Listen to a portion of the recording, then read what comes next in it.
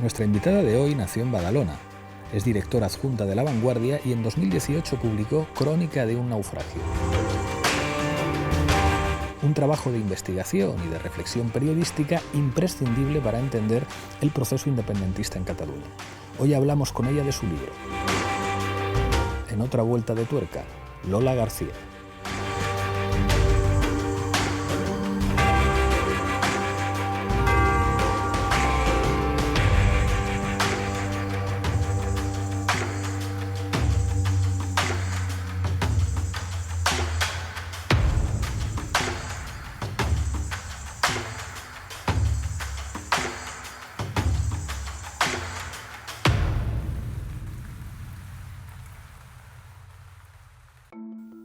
Lola García, bienvenida a otra vuelta de tuerca. Muchas gracias. Autora del Naufragio, lleva 6 ediciones, el libro está teniendo mucho éxito. ¿Por qué te planteaste hacerlo? Pues porque cuando hacia finales de noviembre del año pasado tuvimos un momentito de respiro después de los acontecimientos tan vertiginosos que habían ocurrido en Cataluña, pensé que había cosas que se me habían quedado en el tintero, cosas que, bueno, por ese ritmo tan súbito de los acontecimientos, quedaban obsoletas, informaciones que quedaban obsoletas en días, y que yo creo que todos nosotros tuvimos muchas dificultades para asimilar toda esa información que iba ocurriendo y para pensarla un poco y meditarla un poco. Y me parecía que hay muchos análisis, muchas reflexiones, pero antes de reflexionar o de analizar, pues hay que pararse y volver a repasar otra vez todo lo que había ocurrido. A mí el libro, que lo he leído con verdadera pasión, me ha servido como para tener un mapa en la cabeza de los diferentes actores políticos, mediáticos, sociales, para entender los últimos 10 años de todo lo que ha ocurrido en Cataluña en relación al conjunto del Estado. En la entrevista lo que quiero hacer es preguntarte por algunos enclaves, digamos, de ese mapa complejo que no podemos tratar exhaustivamente en la entrevista. Yo recomiendo a todo el mundo que lea el libro. El primero de los actores por el que te quiero preguntar es por los medios de comunicación. ¿Qué papel ocupan los medios de comunicación de uno y otro lado para entender el proceso independentista en Cataluña? Bueno, ese ha sido un tema muy debatido en Cataluña y en el resto de España, sobre todo por el papel de TV3, ¿no? De los medios públicos de la Generalitat. Y siempre se acaba en el mismo foco, que es el de hay una manipulación, en fin, están los catalanes mediatizados en exceso por TV3 y por eso ha habido esta explosión independentista. Bueno, yo creo que eso sería un razonamiento muy simplista, porque hoy en día evidentemente tenemos una capacidad para acceder a medios impresionante y podemos elegir un poco la línea que queramos. Sí que creo que la preeminencia de TV3 es importante en el sentido de que el resto de medios que se ven en Cataluña, el resto de medios de nivel español, no trataron el tema del independentismo hasta muy al final. Es decir, durante los primeros años, desde el 2012, 2013, 2014, el discurso de TV3 era más predominante, a lo mejor, que el que podía verse en Telecinco o en La Sexta, porque no había un interés tan fuerte por lo que estaba ocurriendo allí. Es al final de todo, en el 2017, cuando la atención se vuelca en Cataluña y entonces creo que hay un equilibrio mayor. Eso sobre todo en cuanto a la televisión, que creo que es el medio, digamos, más potente, ¿no? en cuanto a lo que algunos consideran un adoctrinamiento, ¿no? de masas. Bueno, yo creo que en ese sentido seguramente los periodistas, y ahora ya me refiero en general, también los diarios, los periodistas catalanes hemos estado muy pendientes de lo que ocurría allí y no de cómo lo veía el resto de España, y ya no me refiero solo al gobierno español, sino al resto de España, y los medios que se editan en Madrid porque al final, aunque sean para toda España, se editan en Madrid, realmente no estuvieron muy pendientes de lo que ocurría allí, ya digo, hasta muy al final, ¿no? Y creo que eso forma parte, pues, de las burbujas en las que vivimos, y que eso sí que tiene influencia en la manera de ver la política y de ver las cosas en Cataluña y en el resto de España, eso sí. Hay un primer actor político crucial, que es el mundo convergente, que yo te propongo entrar en él a partir de diferentes personalidades. Hay una personalidad que me fascina, y lo que cuentas tú de él en el libro me fascina, que es Artur Mas, que es probablemente una de las figuras claves para entender todo lo que ocurre, devorado por lo que él mismo contribuye a empujar. ¿Qué significa Mas en este proceso? Bueno, yo también es el personaje que quizá le dedico más en el libro, porque también es el que más conozco y también el que me sorprende más su evolución, ¿no? Sobre todo porque, bueno, yo conocí al Artur Mas, que estaba en el Ayuntamiento de Barcelona, que era número 2 del grupo municipal de Convergencia en aquella época, cuando el alcalde era Maragall, y que era, pues, bueno, un típico cuadro intermedio, joven con aspiraciones, pero muy tecnocrático, muy trabajador, pero sin grandes ideas políticas, sin un discurso muy elaborado políticamente. Y después cómo fue evolucionando, ¿no? Cómo fue el elegido para suceder a Jordi Pujol, los entornos que se fueron creando en torno suyo, las personas en las que confía. Yo creo que es una persona que va evolucionando de una manera, digamos, muy cartesiana políticamente, que es: yo intento determinadas cosas y conforme me van cerrando puertas, yo avanzo por el túnel, se me van cerrando puertas, pero sigo avanzando. Entonces no es una persona, por ejemplo, como Jordi Pujol, que cuando se le cerraba una puerta, pues decía: ahora voy a intentar girar a la izquierda, o voy a intentar girar a la derecha, o doy 2 pasos para atrás y luego hago una voltereta para adelante, ¿no? O sea, no es flexible, no es una persona que eso entre dentro de sus parámetros, y después es una persona también con un fuerte orgullo, con una personalidad quizá un tanto acomplejada, porque bueno, pues porque en sus inicios y durante mucho tiempo se consideró que no tenía el carisma de la persona a la que sucedía, ¿no? Después eso, pues él va adquiriendo ese carisma, y durante muchos años ha sido una persona muy importante en Convergencia, pero también es una persona, digamos, es un político que sus enemigos dicen que está agafado, ¿no? Porque en cierta manera todo lo que intenta no acaba consiguiéndolo. Y cuando él consigue tener ese carisma tan preciado, pues resulta que es para gobernar en un momento muy complicado y no poder hacer todo lo que él hubiera querido hacer.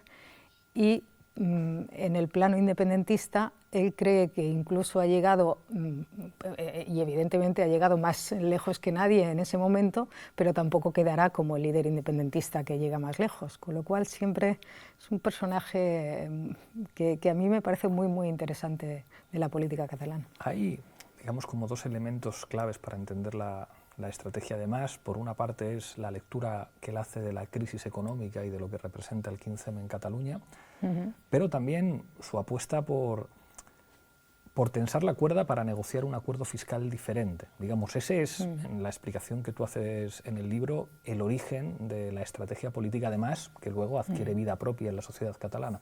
Sí, hay que recordar que él lleva un año gobernando cuando Rajoy llega al gobierno de España, y él lleva un año haciendo unos recortes considerables y defendiéndolos políticamente, o sea, no echándoles la culpa a nadie, sino defendiendo políticamente que había que hacer, que se había estirado más la manga que el brazo y que había que hacer determinados recortes.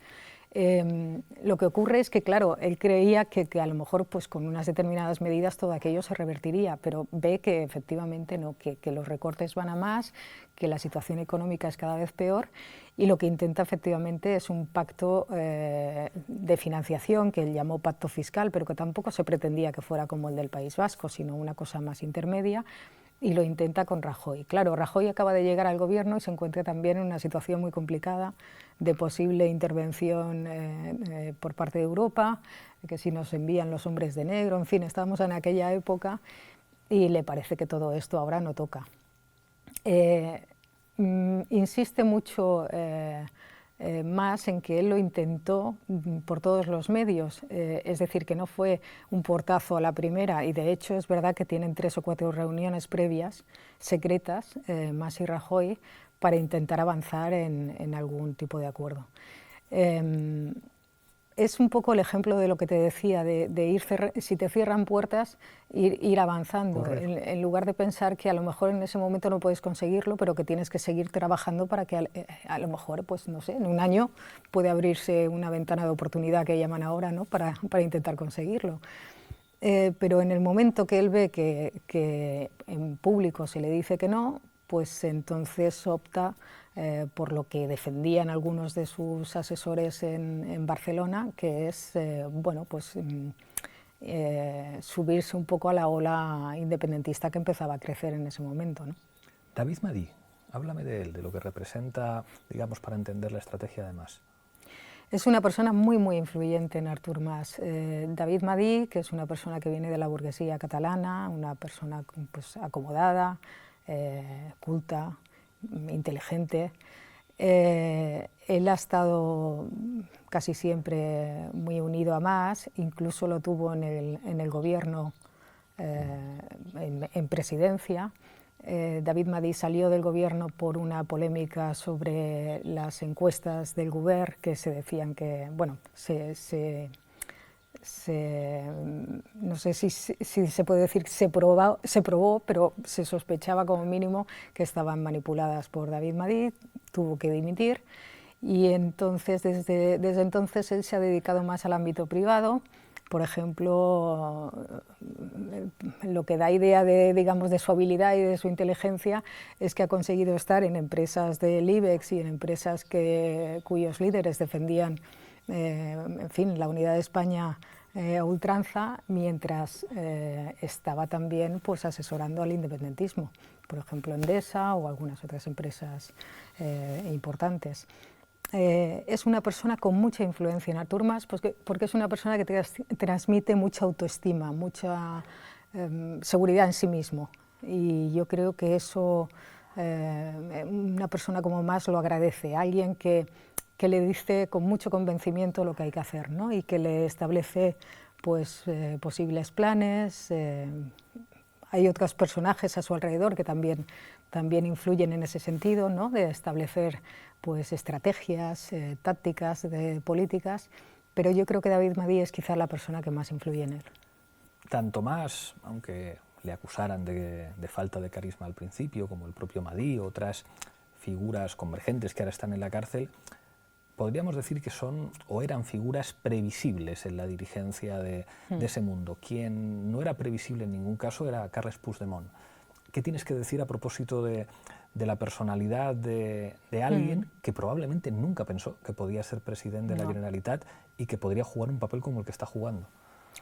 No, es que además, efectivamente, Carles Puigdemont en ningún momento pensó que podía ser presidente de la Generalitat, y creo que nadie en Convergencia lo pensaba en absoluto.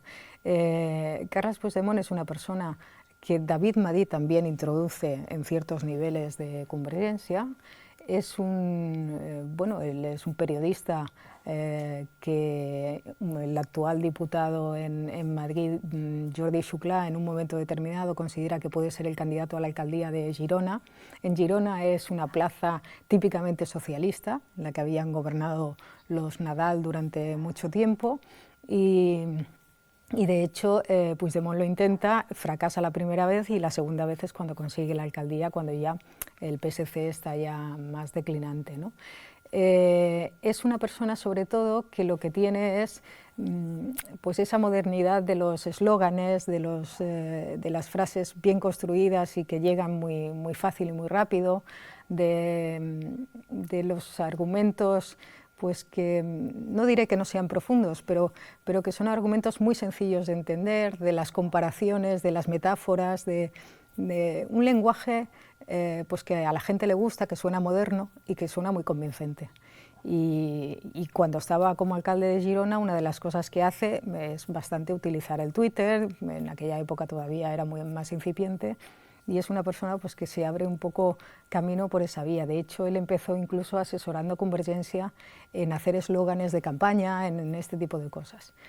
Y a partir de ahí, pues bueno, él tampoco tiene ningún interés por el partido, o sea, él considera que va a seguir de alcalde de Girona un tiempo, no es una persona orgánica de partido, no es de ir a las reuniones, no es... Y yo creo que además no conoce prácticamente a Artur Mas, se encuentran en actos públicos, pero no han tenido ni siquiera una conversación en profundidad cuando Artur Mas decide dejarle la presidencia, pero está apadrinado por dos personas de confianza de Artur Mas, que son Jordi Sánchez, el entonces líder de la ANC, y David Madí, de nuevo, otra vez. Te voy a preguntar por el siguiente actor político del mundo independentista en importancia, Esquerra Republicana, un actor enormemente complejo. Juliana siempre mete el dedo en el ojo a Esquerra Republicana, señalando que le falta, digamos, como carácter, como, digamos, ADN para ser fuerza de gobierno. Hay una figura extremadamente compleja, y esa psicología compleja yo creo que queda muy retratada en el libro, que es Oriol Junqueras, alguien que es lo contrario a una persona impulsiva, que sabe manejar los silencios, que sabe, digamos, colocar las piezas con enorme habilidad. Otra de esas personalidades de enorme profundidad para comprender el proceso. ¿Qué dirías del papel de Oriol Junqueras? Primero estoy de acuerdo con Juliana en que hay un problema en Esquerra Republicana, porque de hecho, en cuanto a ser un partido de gobierno, porque de hecho ellos mismos lo reconocen implícitamente en el momento que cuando llegan a gobernar con Puigdemont, su principal preocupación es sobre todo transmitir al establishment catalán y transmitir a la población en general que ellos son serios, que ellos gestionan bien, que son capaces de reducir el déficit, que son capaces de, en fin, de gestionar el día a día de la Generalitat como durante muchos años se supone que lo ha hecho Convergencia, ¿no? Entonces creo que en fin, que es verdad que hay un... ¿Por qué? Porque hay una dicotomía entre lo que es el liderazgo en Esquerra Republicana, que efectivamente quiere gobernar, y lo que son sus bases, que lo que quieren en muchas ocasiones, pues quizá no es tanto gobernar, sino un poco pues hacer la revolución e intentar, en fin, ir más rápido, conseguir la independencia más rápidamente, en fin. Eso está siempre muy latente en Esquerra Republicana y es lo que le ha comportado problemas cuando ha gobernado. La figura de Oriol Junqueras es, yo creo que la más enigmática, porque es una persona que no se deja conocer mucho, es muy introvertido, es una persona, bueno, él se define también como católico practicante, efectivamente tiene unas maneras muy sosegadas. En ese sentido él suele repetir que Junqueras es amor, ¿no? El junquerismo es amor, en fin, intenta mantener siempre pues, una posición como de tranquilidad, de sosiego, de transmitir esas sensaciones. Después yo diría que es un personaje que quizás se deje llevar a veces demasiado por la marea que es Esquerra Republicana en algunos momentos, ¿no? Y yo creo que eso se vio bastante en octubre del año pasado.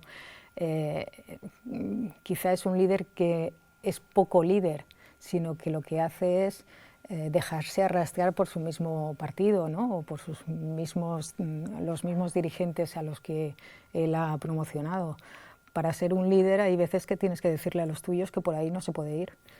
Y creo que eso le ha costado hacerlo. Yo creo que ahora lo está intentando y podemos ser conscientes cada día de las dificultades que tiene, entre lo que muchas bases quieren y lo que él intenta pregonar, ¿no?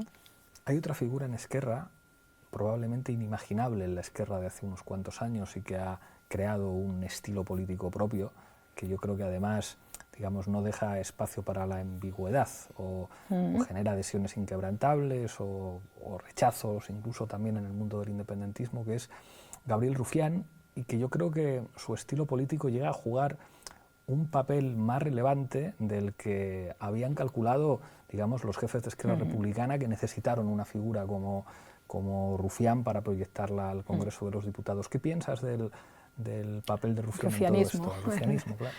Primera pregunta, ¿dónde reside la soberanía nacional? Es fácil. A, los partidos, B, el gobierno, C, el pueblo, D, el rey. La C, ¿no? Es fácil. Lo dice la Constitución. Entonces, ¿por qué Felipe de Borbón sale un 3 de octubre en la tele a amenazar a un pueblo que había votado libremente 48 horas antes en Cataluña? Bueno, yo creo que Esquerra, y sobre todo Junqueras, es una persona muy obsesionada con abrir Esquerra Republicana al área metropolitana de Barcelona, es decir, a los hijos de los inmigrantes del área metropolitana. Con razón, él cree que a la independencia no se va a llegar hasta que esa generación se sume a este proyecto. Ahí es donde creen que Rufián puede hacer un papel, porque Rufián es un fenómeno curioso, porque es un chico muy joven, es decir, hijo de la inmersión lingüística, y que prácticamente no habla en catalán, a pesar de que podría hacerlo mucho más a menudo. Pero hace, digamos, del castellano más su lengua, a pesar de estar en Esquerra y en fin, es un poco la antítesis de lo que busca la mayor parte de esa generación a la que intenta dirigirse. La mayor parte de esa generación, pues sus padres les han inculcado, y lo digo con conocimiento de causa porque yo pertenezco al área metropolitana y lo conozco, como elemento de exacto, ascenso como un social, elemento claro. de ascensor social. Y es curioso cómo él invierte eso y dice, se puede ser independentista en castellano. A mí eso, en fin, eso y sus formas, evidentemente, y ese hacer política a base de provocaciones y de estridencias, me parece que sitúan a esa parte de la población con una representatividad. Si eso es lo que pretende representarles, me parece que estamos haciendo un mal negocio. O sea, yo creo que la población que llegó a Cataluña a ganarse la vida y cuyos hijos y ya nietos están en Cataluña y han crecido en Cataluña y que efectivamente han intentado mejorar, su aspiración no es verse representados por alguien como Rufián. Yo creo que no es esa la vía. Pero sí que es cierto que como vivimos en unos tiempos en los que ese llamar la atención pues, tiene su premio, pues Rufián se ha acabado convirtiendo en un valor para Esquerra Republicana. Lo consideran efectivamente un valor electoral importante, e incluso cuando hubo una época en que se pensó que a lo mejor en el Ayuntamiento de Barcelona, si había que conseguir arrastrar determinado voto, pues también podía ir de candidato. Un poco la pieza a colocar cuando queremos atraer a este tipo de votante. Yo sinceramente, personalmente, lo considero incluso una falta de respeto hacia esa generación de gente que ha intentado que Cataluña fuera su patria, evidentemente, y que el catalán fuera su lengua como el castellano. Y me parece que no tienen que ir por ahí las cosas, ni mucho menos. Pero no es Rufián una persona que influye en la estrategia del partido, claro. Rufián es simplemente un instrumento, un altavoz, una forma de llamar la atención, un espantajo que agitas en un determinado momento porque te interesa. Y, en cambio, yo preferiría, si digamos, como integrante de esa generación, pues preferiría a lo mejor que una persona con esos orígenes fuera muy decisiva en la estrategia de Esquerra Republicana, por ejemplo. Marta Rovira.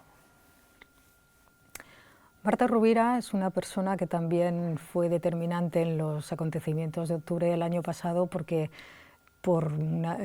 adoptó una actitud muy combativa y de hecho ha costado mucho. Ahora dicen que se han reconciliado ella y Puigdemont, que se vieron hace poco, pero Puigdemont la considera una de las principales responsables de que Esquerra no le apoyara a la hora de convocar elecciones. Y es verdad que es una persona muy vehemente, es una persona y muy sentimental, que en determinados momentos puede llegar a ser muy expresiva y muy convincente.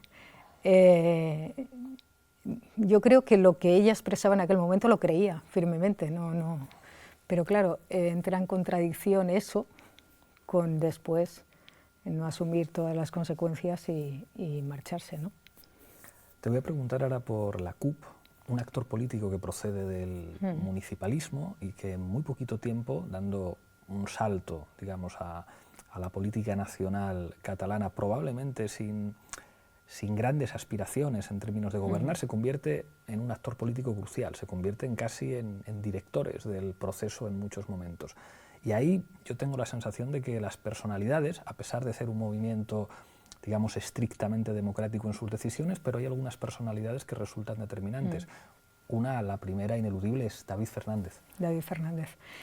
Imagínate si es determinante que Artur Mas hay momentos en que lo considera uno de sus principales asesores, ¿no? En momentos de bloqueo, sobre todo, en momentos en los que parece que todo va a saltar por los aires y que ya no van a poder seguir avanzando, pues con David Fernández se gestaron pactos y se desbloquearon situaciones. Sobre todo es una persona que yo creo que su llegada al Parlamento fascinó al resto de diputados por sus formas, ¿no? Primero por su discurso, en fin, siempre un discurso culto, muy elaborado, por su forma de expresarse siempre en voz baja y pues con una educación exquisita, aunque lo que se estuviera diciendo fuera tremendamente duro, ¿no? Y esas formas y esa manera de ser, y después también es una persona muy delicada a la hora de tratar personalmente al resto de diputados, ¿no? Interesándose siempre pues, por sus situaciones familiares, personales, siendo muy agradable en el trato personal, ¿no? Una de las escenas en el Parlamento, aparte del famoso abrazo con Artur Mas, que llamó mucho la atención en Convergencia, otra de las escenas curiosas es cuando acompaña a Jordi Pujol a declarar en la comisión de investigación, ¿no? Y lo trata pues con una deferencia. Como un anciano venerado. Exactamente, ¿no? Lo lleva hasta... es curioso, y después es capaz de sacarse la zapatilla y enalborarla ante Rodrigo Rato o ante quien sea, ¿no? Yo creo que ese es su forma, su carácter, su forma de hacer política. Fascinó a mucha gente en el Parlamento y influyó mucho en algunas decisiones. La CUP como tal es curioso porque es muy diferente. En el área metropolitana la CUP es una cosa, representa más pues, un carácter más revolucionario, más obrerista, y en otras partes del territorio es casi más carlista, ¿no? Es una amalgama muy curiosa. Hay otra figura efímera, si se quiere, pero muy importante en un periodo determinado, Antonio Baños. Algunos de sus adversarios dentro de la CUP llegan a decir en privado es que se hizo masista. ¿Cuál es el papel que juega Baños en todo esto? No, yo creo que Baños no tuvo un papel primordial en lo que son las estrategias a seguir en ningún momento. Lo que pasa es que también sirvió en algunos momentos para intentar tender puentes en ese triángulo entre Convergencia, Esquerra y la CUP, porque Baños es una persona que se presentó en la lista de la CUP, pero no es tampoco una persona militante, no tiene una vida de partido. Baños es un periodista, yo además lo conocí como tal, trabajando haciendo crónicas para el Periódico de Cataluña. En fin, un redactor que escribía maravillosamente bien, su jefa. Sí, con un punto de rebeldía muy divertido, y que bueno, Baños tiene ese punto de frescura, de explicar las cosas con gracia, y luego es de trato pues agradable, incluso con el más acérrimo enemigo político, ¿no? Y eso pues también en algunos momentos sirvió para desencallar cosas, pero no es una persona que establezca la estrategia de la CUP, ni muchísimo menos. La CUP, ya sabes que para diseñar estrategias cuesta mucho más el parto, hacer ese parto entre muchas más personas. Ana Gabriel. Ana Gabriel la conozco poco, sinceramente, como para hacer un retrato de ella. A pesar de que tiene una apariencia muy dura, yo creo que es una persona más sensible y más tranquila de lo que aparenta, pero no sabría tampoco decirte, hacer un retrato muy preciso de ella porque la conozco menos. Ahora te quiero preguntar por, digamos, los dos grandes movimientos sociales que además, esto en España es muy difícil de entender, cómo dos movimientos sociales pueden tener un papel de dirección política que en muchos casos supera al de los propios partidos y que en el libro lo expresas. Genera incomodidad en muchos consejeros de gobierno que los dirigentes de Òmnium y de ANC tengan más peso efectivo que digamos, los ministros, los consellers de la Generalitat.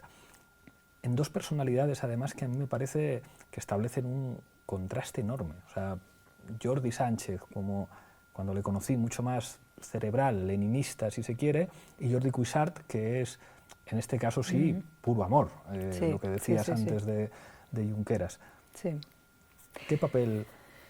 Bueno, ese gobierno paralelo específico para el procés, surge en la primavera del 2017, si no recuerdo mal, o quizá un poco antes, y surge curiosamente de una conversación entre David Madí, otra vez, y Sergi Sol, que es la persona de confianza de Oriol Junqueras. Y surge precisamente porque consideran que no se acaban de poner de acuerdo, que aquello no acaba de funcionar, porque en ese momento es cuando se tiene que preparar el referéndum del 1 de octubre.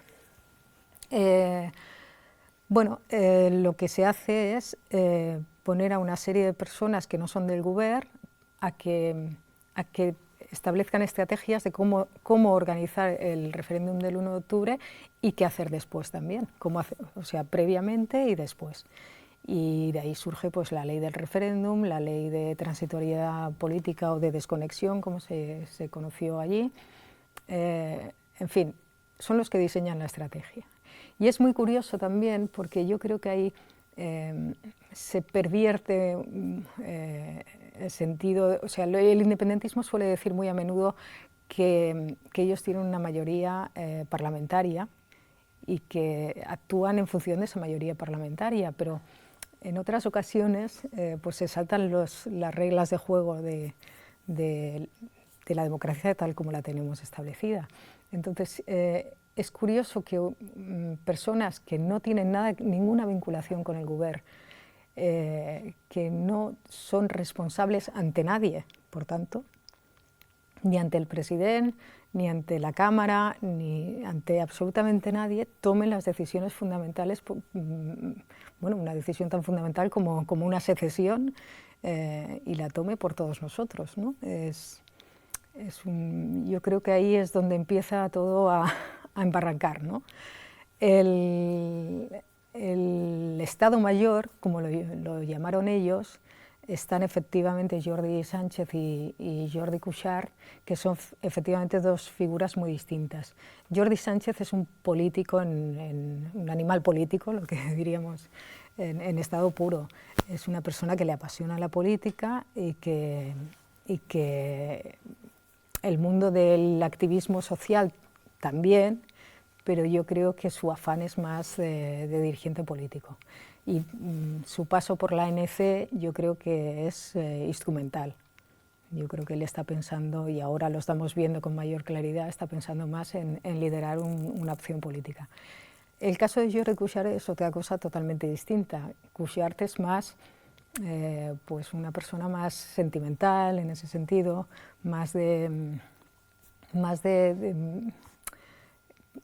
Òmnium es una entidad cultural, quiero decir, es más de identificación sentimental con un proyecto, con una idea a la que él quiere servir, pero no pretende ponerse al frente de nada ni de nadie, ¿no? Son personalidades muy, muy distintas. Yo creo que el principal problema es ese, diseñar un cogollo de personas que van a tomar la decisión más fundamental de 7 millones de catalanes, ¿no? Y eso no solo es normal que los consellers lo tomaran mal, porque además los consellers son los que al final han acabado en prisión, sino que en fin, que la población tampoco lo puede entender esto. una persona a la que tú no le puedes a la que el resto de diputados no pueden preguntarle en un parlamento, en fin, no tiene mucho sentido, ¿no? Hay otro actor no convencional que tú tratas en el libro. Vázquez Montalbán lo definió como el ejército simbólico de Cataluña, el Barça. ¿Por qué el Barça se convierte, digamos, en un sujeto tan importante en el devenir del proceso? Porque el Barça tiene efectivamente un significado sentimental impresionante y porque es una institución que arrastra no solo a miles y miles de catalanes, sino a millones de personas en todo el mundo. Es decir, es un instrumento de propaganda impresionante. Si el Barça lo puedes utilizar para tu causa, tienes, en fin, tiene un potencial increíble.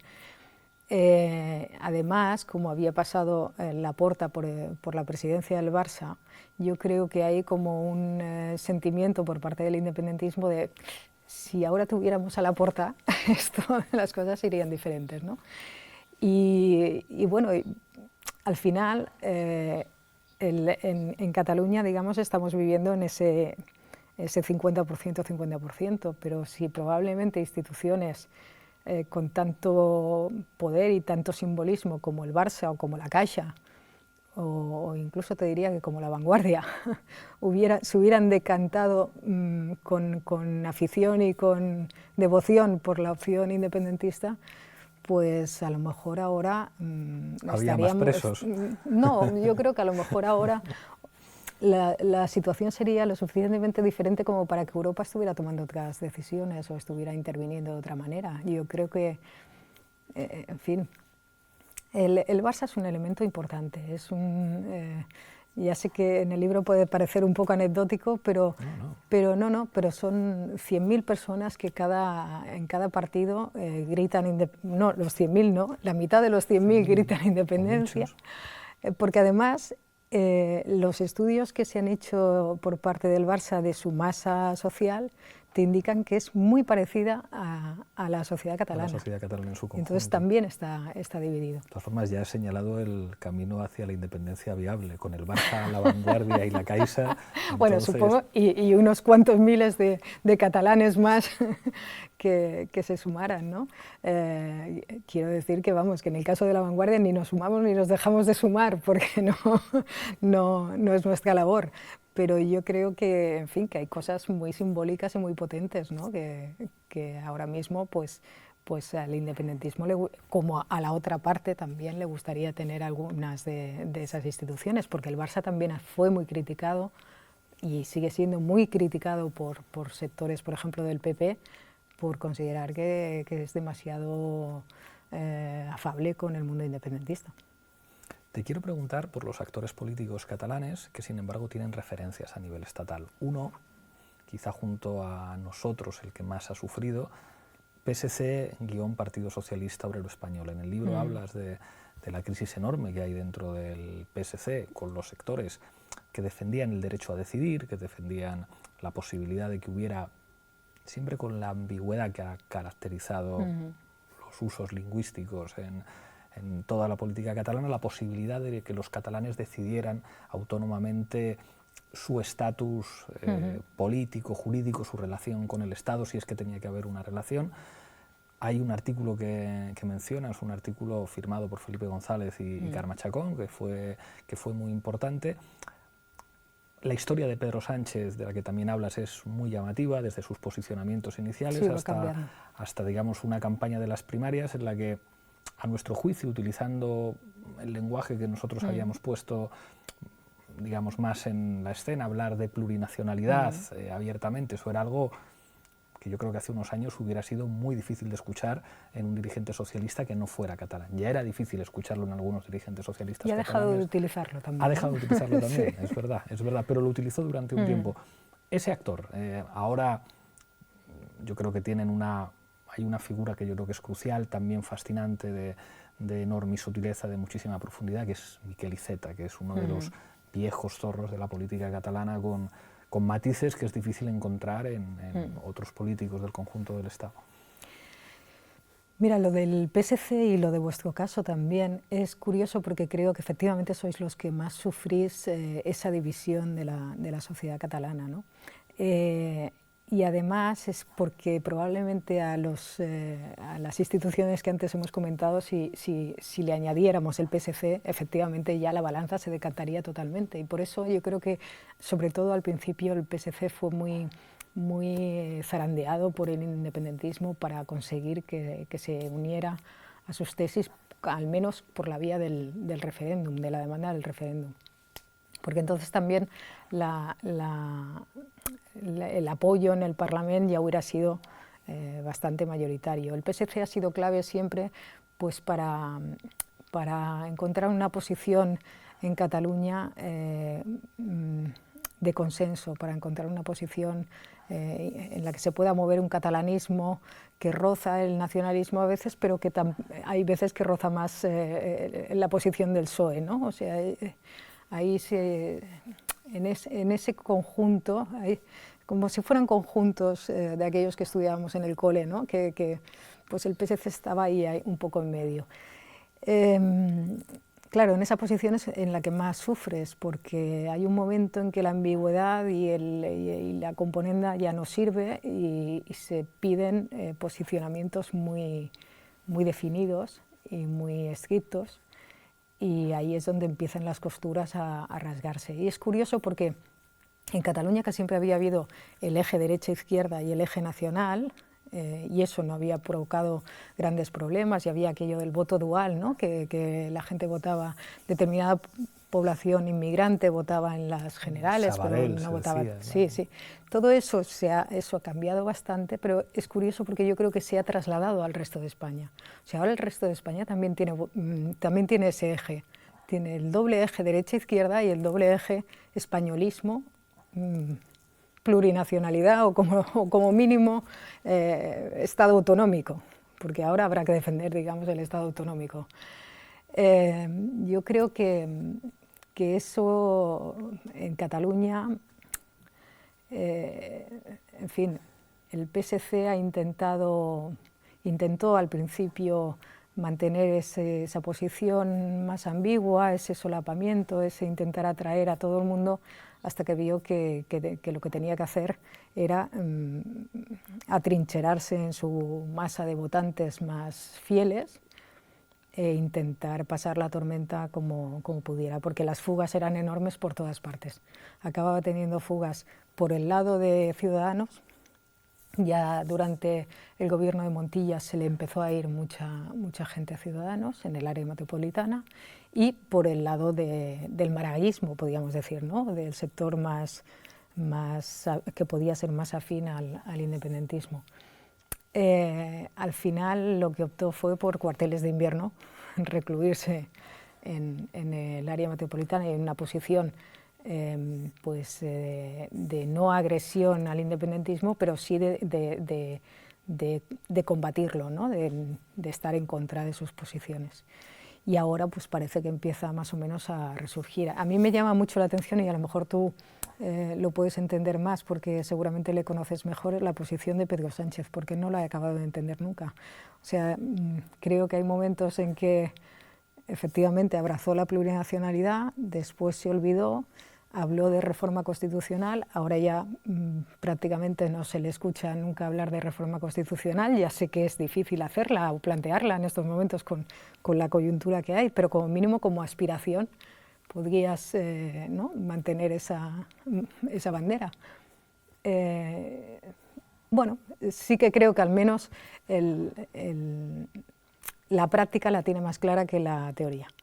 Que no sé a dónde quiere llegar, pero al menos el camino que está utilizando sí que es verdad que está aplacando las cosas en Cataluña.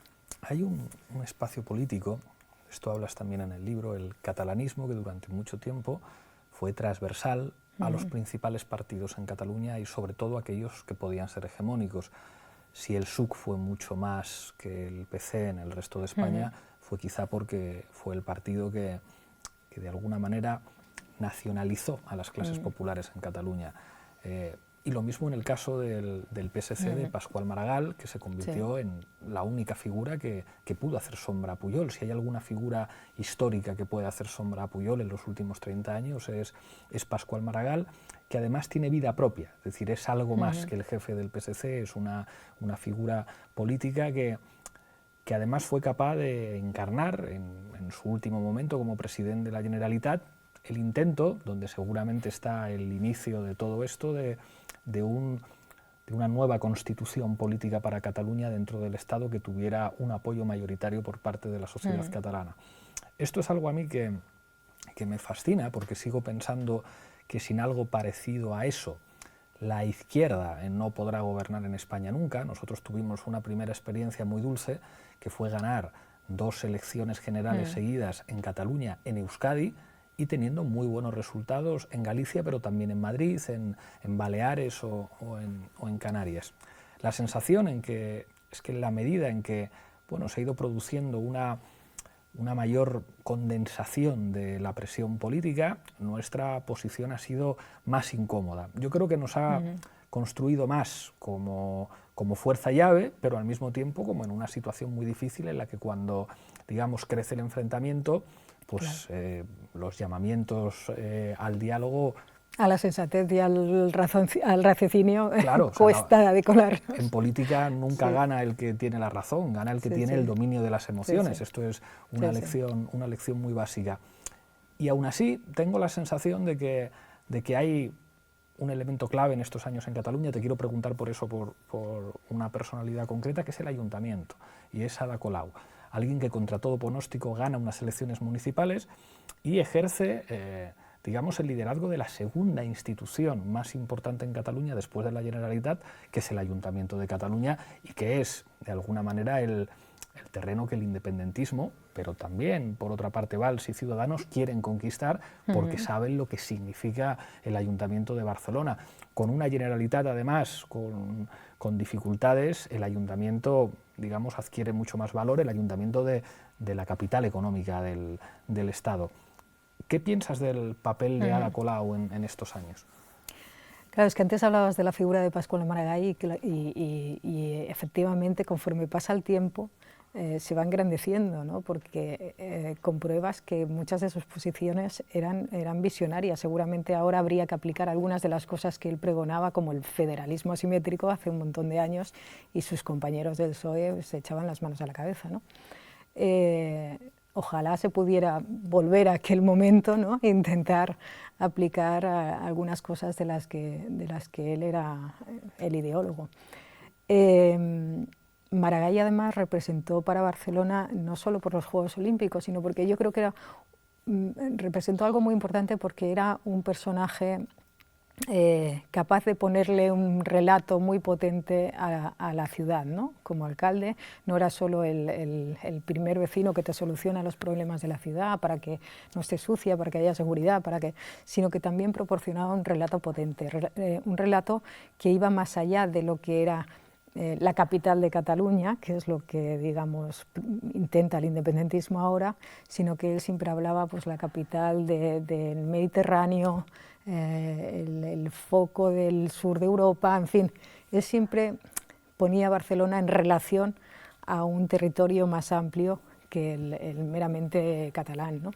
Hoy nuestra ciudad representa a Cataluña, a las 16 ciudades subsede, a toda España, al amplio mundo iberoamericano que se reencuentra aquí y muy especialmente también a Europa, nuestra nueva gran patria. Y muchas de esas cosas yo creo que fue muy visionario, se adelantó demasiado quizá a su tiempo. Y quizá habría que recuperar muchas de esas cosas, por ejemplo el área metropolitana también, esa visión del área metropolitana de que la ciudad, si no solucionas los problemas en toda la conurbación y no estableces un diálogo con el resto de municipios, eso no puede funcionar bien. Y yo creo que Ada Colau debería retomar ese discurso.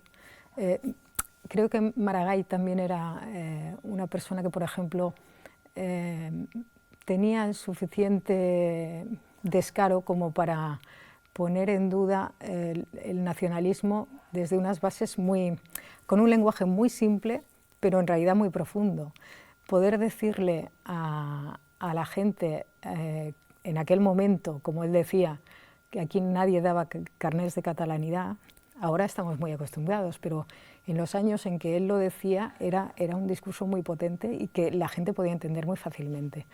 O, por ejemplo, cuando decía, hablando de la inmigración, que los barrios, la gente que vivía en los barrios había sufrido mucho como para que ahora la nueva inmigración provocara que los barrios se deteriorasen, y por eso había que invertir mucho más dinero ahí que en otros sitios, y por eso hizo el plan de barrios, aunque después no se pudo aplicar en su totalidad, pero yo creo que era un discurso, hacía una pedagogía muy importante. Y creo que eso se ha ido perdiendo. El alcalde Trías no creo que lo practicara. Bueno, para Convergencia el Ayuntamiento de Barcelona siempre ha sido un ayuntamiento más, creo. No ha aprovechado la potencialidad que realmente tenía Barcelona. Y cuando llega Ada Colau, pues efectivamente se desata como una corriente, una expectativa muy fuerte, que yo creo que en parte se ve frustrada por lo novato del equipo, por lo pronto que le llega a Ada Colau ese reto, que es brutal, porque además le llega en un momento de crisis, le llega, en fin, también es eso lo que la empuja a ese puesto, ¿no? Pero en un momento político complicadísimo. Yo creo que ella ha intentado, sobre todo políticamente, situarse en un plano intermedio, de conciliación, de intentar mostrarse comprensiva con el independentismo y con determinadas situaciones que considera injustas, como la prisión, al mismo tiempo intentar conciliar y en la medida de lo posible tender puentes hacia Madrid también. Pero al final yo creo que no ha conseguido ese objetivo, seguramente porque es muy difícil, pero sobre todo porque se le ha visto, más bien, las consecuencias han sido que se le ha visto vacilar entre una cosa y la otra. Y como vivimos todavía en ese mundo del sí o no, el blanco o negro, es muy difícil introducir esos matices. Entonces, ver que la alcaldesa un día lleva el lazo amarillo, pero otro día no lo lleva, produce más confusión que empatía. Al final, ni determinados sectores que te apoyan y no están a favor del independentismo te entienden, y tampoco el independentismo acaba de entender que otros días no lo lleves, ¿no? Por situarlo en una cosa muy, muy plástica. Entonces creo que quizá lo que quizá tendría que haber hecho es situar a la ciudad por encima de todo eso. O sea, situar Barcelona por encima de todo debate político sobre independentismo o no independentismo, digamos como una especie de santuario en el que este tema no entrase con tanta fuerza. Es muy difícil, desde luego. Y después, en lo que es más para los ciudadanos, pues seguramente hubiera necesitado un poco más de tiempo para preparar determinadas cosas y sobre todo para forjar un equipo que tuviera más conocimiento de la ciudad, porque claro, los 2 primeros años los empleas realmente en empaparte de la ciudad. Creo que lo bueno de Ada Colau, lo que sí ha hecho muy bien es establecer puentes, por ejemplo, con Carmena. A mí me parece que eso se podía haber explotado mucho más, y seguramente contigo también. O sea, haber hecho una mayor explotación del Barcelona-Madrid,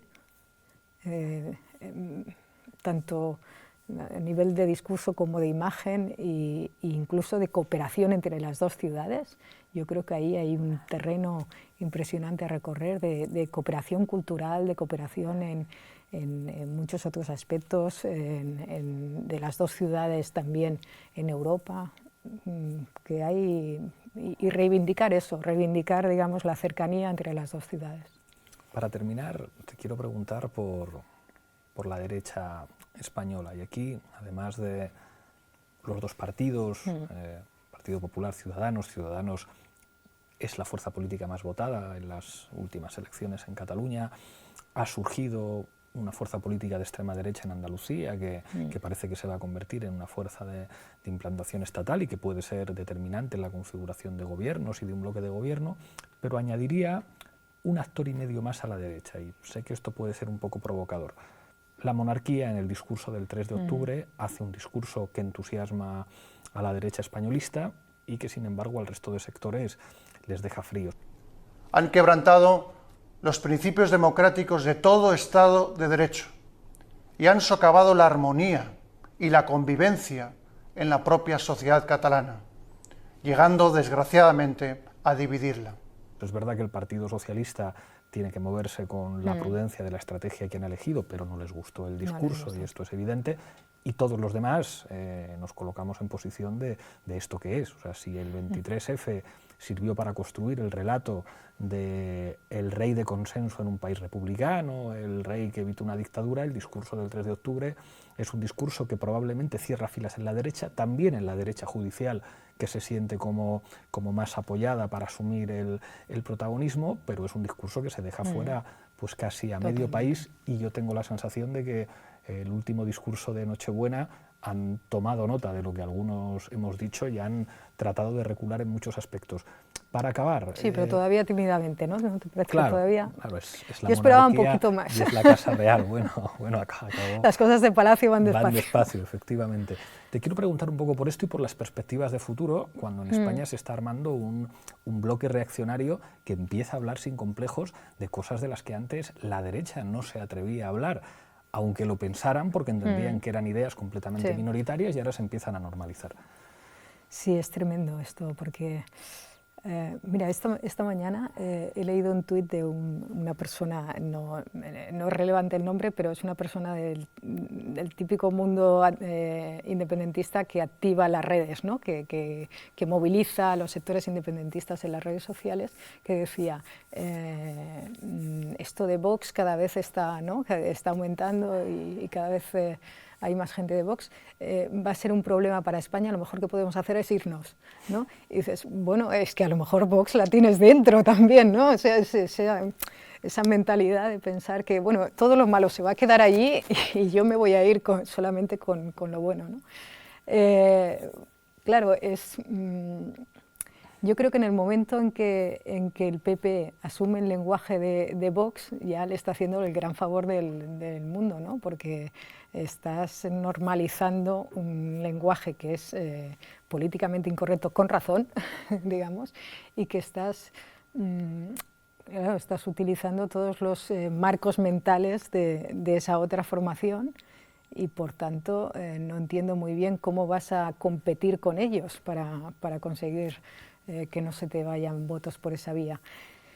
Creo que en el momento que ocurrió en Cataluña, lo que ocurrió el año pasado, ya se veía venir que en España iba a haber un giro a la derecha importante, porque de la misma manera que el independentismo es una inflamación postnacionalista provocada por muchos factores, lo que ocurrió también provocó una inflamación nacionalista españolista en el resto de España, y yo ver la cantidad de banderas españolas que veías por Madrid hace un año, pues también era impresionante, y recordaba periodistas, colegas que habían ido a Cataluña y decían, pero si esto está lleno de esteladas, ¿no? Pero echándose las manos a la cabeza, y bueno, pues esto está lleno de banderas españolas, ¿no? Es que es muy curioso cómo el resorte, la reacción popular es muy parecida, ¿no? Y lo que a ellos les parecía tan incomprensible en Cataluña, pues acaba por parecerles normal en su propia ciudad, ¿no? Así que creo que esa derechización estaba servida por lo que ocurrió en Cataluña, y si a eso le añadimos que en toda Europa están ocurriendo movimientos similares, lo que me extraña, sinceramente, es que aún no sea mayor ese resurgir de Vox o ese surgimiento de Vox. no sé cómo se puede combatir. Desde luego yo creo que lo último que deben hacer los partidos como Ciudadanos o el PP es asimilarse a ellos.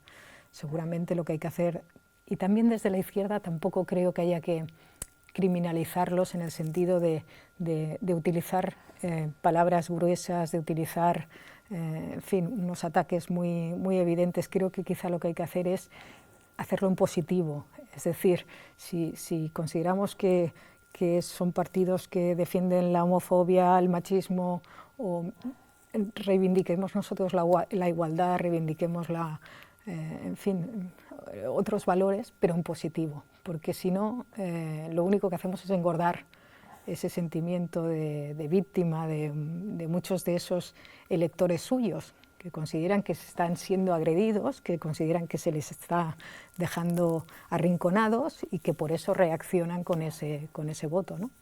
Yo creo que aquí la izquierda también tiene que replantearse cómo combatirlos. El discurso del día 3 de octubre del año pasado es un discurso que, a diferencia de lo que mucha gente opinó entonces, se hace desde la zarzuela, y el rey quiere hacer ese discurso. Y yo creo que muy mal aconsejado por la gente que tiene alrededor. No es Rajoy quien le pide hacer ese discurso, ni muchísimo menos. Y entonces él lo quiere hacer porque él cree que está defendiendo la Constitución y el Estatut, pero claro, no se da cuenta, porque no tiene gente alrededor que le explique bien cuál es la situación y cómo lo está viviendo allí la gente, no se da cuenta de que efectivamente se está olvidando a la mitad de la población catalana y española también. Y recuerdo una frase que me dijo un líder independentista importante, que fue: aquí empezará a hablarse de república, hablando de la República Catalana, pero en un año estaremos hablando de república en el resto de España. Pues ya me contarás off the record quién fue, porque es día. una gran reflexión. Ya solo me queda pedirte que cojas con la mano izquierda la taza de la tuerca y mirando a esa cámara brindes por lo que quieras.